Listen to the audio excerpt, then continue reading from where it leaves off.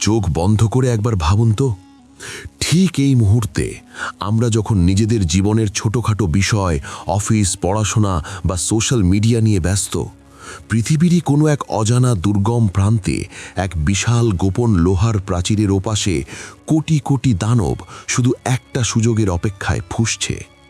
তারা অপেক্ষা করছে আমাদের ওপর ঝাঁপিয়ে পড়ার জন্য। যেদিন তারা এই বন্দি দশা থেকে ছাড়া পাবে, ভাবছেন কি করবে? তাদের প্রথম দলটি যখন তিবারিয়া সাগরের পাশ দিয়ে যাবে, নিজেদের তৃষ্ণা মেটাতে চোখের পলকে তারা আস্ত একটা সাগরের সব পানি পান করে শুকিয়ে ফেলবে।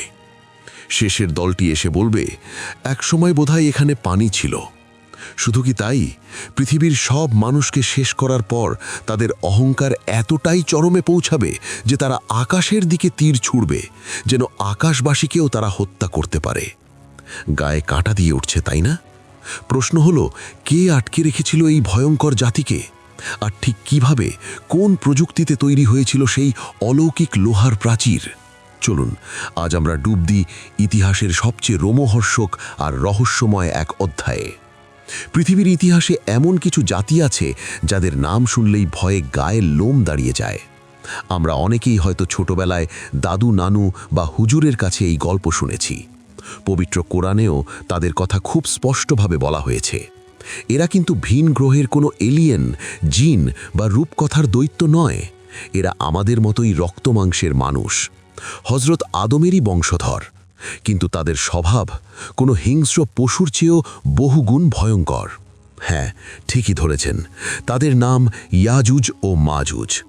তারা সংখ্যায় এতটাই অগণিত যে তাদের ধ্বংসলীলা হবে আমাদের কল্পনারও বাইরে। অধিকাংশ মুফাসসিরের মতে তারা হযরত নূহ আলাইহিস সালামের বংশধর। হাজার হাজার বছর ধরে তারা এক বন্দিশালায় আটকে আছে। কিন্তু কোথায় তারা? কোন প্রাচীরের পেছনে? তারা অপেক্ষা করছে শেষ দিবসের জন্য। চলুন জানা যাক সেই লোমহর্ষক ইতিহাস। পবিত্র কোরআনের সূরা আল কাহাফে আল্লাহ তাআলা এক মহান বাদশার কথা উল্লেখ করেছেন। তার নাম জুলকারনাইন। তিনি সারা পৃথিবী ভ্রমণ করতেন ন্যায় বিচার প্রতিষ্ঠার জন্য। ঘুরতে ঘুরতে তিনি পৌঁছে গেলেন দুটি বিশাল পাহাড়ের মধ্যবর্তী এক অদ্ভুত ও দুর্গম স্থানে। সেখানকার মানুষগুলো ছিল অত্যন্ত অসহায়। তারা জুলকারনাইনকে দেখে ছুটে এলো আর এক ভয়াবহ বিপদের কথা জানালো। তারা কাঁদো কাঁদো হয়ে বলল, হে জুলকারনাইন, এই পাহাড়ের ওপাশ থেকে ইয়াজুজ ও মাজুজ নামের দুটি জাতি আমাদের ওপর প্রতিনিয়ত আক্রমণ করে। তারা সব কিছু ধ্বংস করে দেয়। আমাদের ফসল, ঘরবাড়ি, এমনকি আমাদের প্রাণও তাদের হাতে নিরাপদ নয়। আপনি কি আমাদের জন্য তাদের মাঝে একটি প্রাচীর তৈরি করে দেবেন? জুলকারনাইন মুচকি হেসে বললেন, আমার রবের দেওয়া ক্ষমতাই আমার জন্য যথেষ্ট। তোমরা কেবল তোমাদের শারীরিক শক্তি দিয়ে আমাকে সাহায্য করো। আমি তোমাদের ও তাদের মাঝে এক সুদীর্ঘ প্রাচীর গড়ে দেব।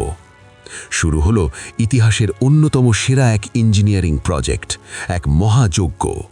জুলকারনাইন নির্দেশ দিলেন লোহার বড় বড় পাত নিয়ে আসার জন্য। দুই পাহাড়ের মাঝখানের ফাঁকা জায়গা তিনি লোহার টুকরো দিয়ে ভরাট করতে থাকলেন যতক্ষণ না তা পাহাড়ের সমান উঁচু হলো। এরপর তিনি হুকুম দিলেন, আগুন জ্বালাও। বিশাল হাপড় দিয়ে সেই লোহার স্তূপে ফুঁ দেওয়া শুরু হলো। লোহা যখন আগুনের মতো লাল হয়ে গলতে শুরু করল, তখন তিনি নির্দেশ দিলেন, এবার এর ওপর গলিত তামা ঢেলে দাও। ব্যাস, তৈরি হলো তামা আর লোহার এক অভেদ্য দুর্গ। ইয়াজুজ ও মাজুজ আর সেই প্রাচীর টপকে আসতে পারল না, ভেদ করতেও সক্ষম হল না। সেই জাতি চিরকালের জন্য আটকে গেল এক অন্ধকার জগতে। কিন্তু জানেন সবচেয়ে অবাক করা ব্যাপার কি? আজও ঠিক এই মুহূর্তে সেই প্রাচীরের ওপাশে তারা জীবিত আছে। হাজার হাজার বছর ধরে তারা একটুও বসে নেই। তারা প্রতিনিয়ত চেষ্টা করছে সেই দেওয়াল ভাঙার। হাদিস শরীফে এসেছে, তারা প্রতিদিন সকাল থেকে সন্ধে পর্যন্ত প্রাচীরটি খুঁড়তে থাকে। খুঁড়তে খুঁড়তে যখন তারা দেওয়ালের খুব কাছে চলে আসে, এমনকি বাইরের সূর্যের আলো দেখা যায়, তখন সন্ধে হয়ে যায়। তখন তাদের সর্দার বলে, আজ থাক, চলো ফিরে যাই, আগামীকাল এসে বাকিটা ভেঙে ফেলব। কিন্তু চরম অহংকারের কারণে তারা ঘুণক্ষরেও ইনশাআল্লাহ বলে না। আর আল্লাহর কি অপরিসীম কুদরত! পরদিন সকালে এসে তারা দেখে প্রাচীরটি আবার আগের মতোই মোটা আর শক্ত হয়ে গেছে। এভাবেই চলছে যুগ যুগ ধরে। কিন্তু সেই ভয়ঙ্কর দিনটি একদিন আসবেই, যেদিন আল্লাহ চাইবেন তাদের মুক্তি দিতে। সেদিন তাদের মুখে অদ্ভুতভাবে উচ্চারিত হবে ইনশাআল্লাহ। পরদিন এসে তারা দেখবে দেয়ালটি ঠিক তেমনি ভাঙা অবস্থায় আছে, আর সেদিনই ঘটবে সেই মহাবিপদ। প্রাচীর ভেঙে তারা বাঁধ ভাঙা জোয়ারের মতো বেরিয়ে আসবে। সূরা আম্বিয়ায় বলা হয়েছে তারা প্রতিটি উচ্চ স্থান থেকে দ্রুত গতিতে ছুটে আসবে। দূর থেকে দেখলে মনে হবে যেন বন্যার পানি পাহাড় থেকে গড়িয়ে পড়ছে।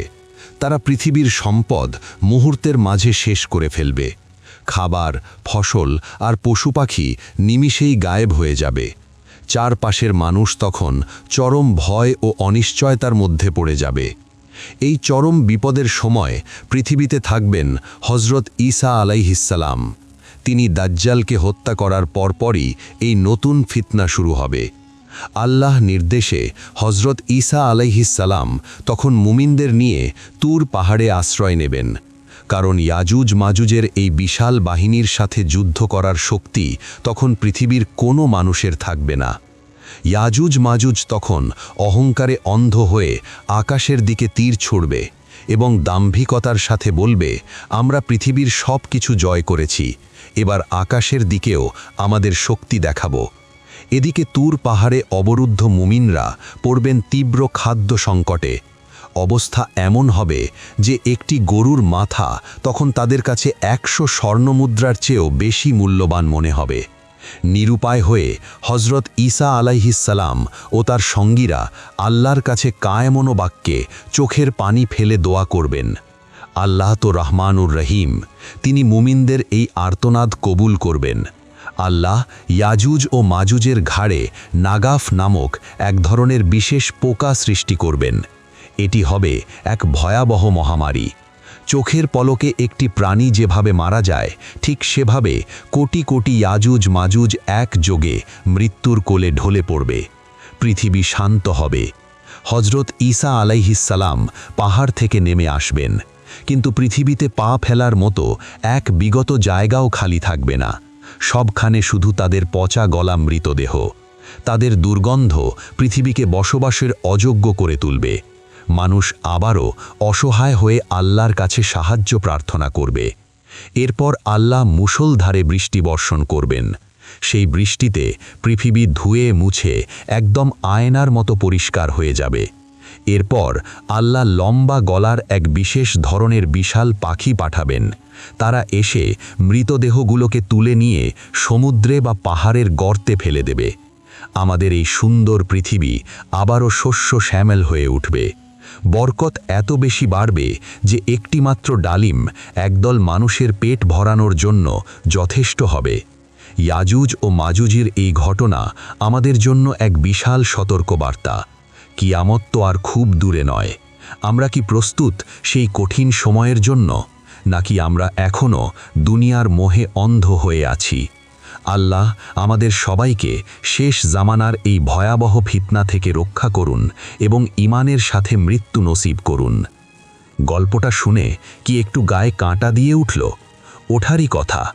কিয়ামতের আলামতগুলো কিন্তু সত্যিই খুব রহস্যময় আর চিন্তার বিষয়। ও আচ্ছা, যাওয়ার আগে একটা ছোট কাজ করে জানতো। ইয়াজুজ মাজুজের ওই লোহার দেয়াল ভাঙতে তো হাজার হাজার বছর লাগছে, কিন্তু আপনার স্ক্রিনের নিচে থাকা ওই ছোট্ট সাবস্ক্রাইব বাটনটা ভাঙতে, মানে ক্লিক করতে আর কি, তো আর 1 সেকেন্ডের বেশি লাগবে না, তাই না? আর ভিডিওটা যদি একটুও মনের ভেতর নাড়া দিয়ে থাকে তবে একটা লাইক দিন, আর শেয়ার করে আপনার বন্ধুদেরও একটু ভাবার সুযোগ করে দিন। ভালো থাকবেন, নিরাপদে থাকবেন।